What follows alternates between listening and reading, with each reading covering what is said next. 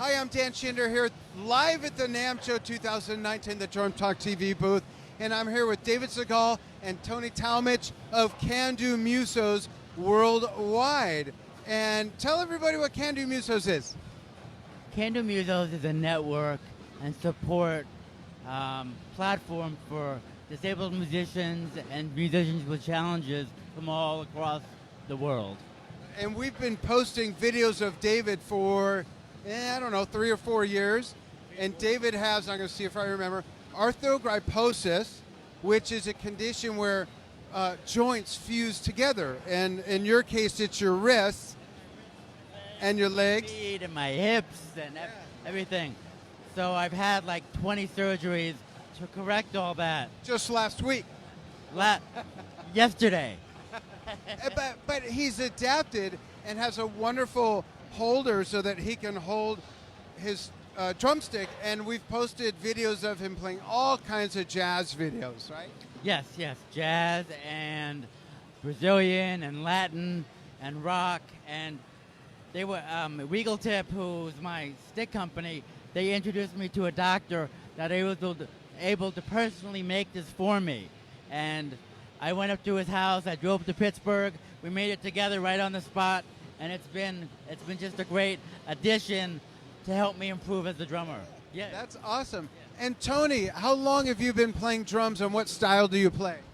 Well, basically, I play pretty much all styles. I've been playing drums since I was 7 years old, and I'm 61 now, so I've been playing all my life pretty much.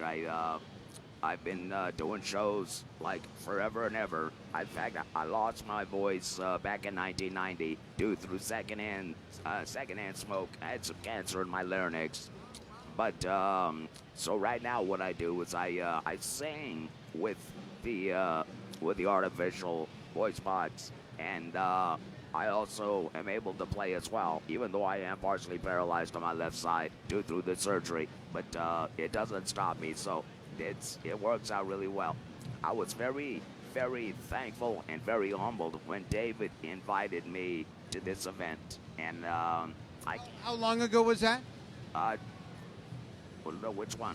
How long ago? How long ago have you been since you joined Can Do Musos? What is it, Dave?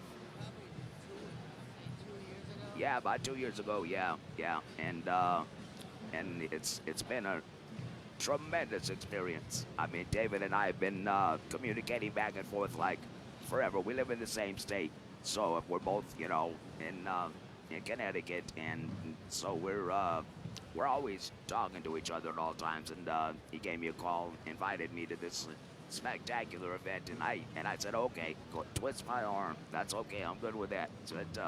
But yeah, it all worked out very nice, and I was able to basically show off my fabulous vocal ability this morning, and I was able to play as well. So I'm doubly thrilled. Thank you. I can't thank everybody enough. It's been a great experience. That's great. And you've been a member of Can Do Musos for how long? It's been a while. 5 years. It was over 5 years now. We started 5 years ago, and we just became a 501 registered C3. Let me start that again. A 501c3 nonprofit organization. Yeah. So that was huge because that gives you, of course, credibility. Yeah. So that really helped with us. That's great. And what's your favorite style of music to play? Mine is basically contemporary funk. I like to play a lot of funk kind of music, and I've been doing funk like forever. I was in funk groups from the early 70s, 80s, and I did plenty of tours with many of funk shows. So, yeah, funk forte, basically. So, yeah. And who's your biggest influence? If you could pick one, besides me, who would your biggest influence be? Oh, man, I'd probably say Rick Allen. The one arm, amazing. The guy is just absolutely amazing. He was a full inspiration. When I became paralyzed on my left side, I had to reteach myself how to play with just 3 limbs until I got my left side feeling to come back a little more, and I was able to finally incorporate my left hand after, let's say, 5 years after my surgery, and so I was very thankful to get that back. But before that, I was literally playing with just 3 limbs, and I had to reteach myself how to play, and it still didn't stop me. I was even busier then, working full time, than I am right now. It was very challenging, but very rewarding at the same time. Yes. That's great. And who's your number one biggest influence? I know of a few, but if you had to pick one. I'll give you 3. My 3 are Narado Michael Walden, Neil Peart, and Buddy Rich. Nice. That's a nice assortment. Yeah, they were Great. hugely influential to me and to my playing. I got to meet Narada here a couple of years ago and become actually friends with him.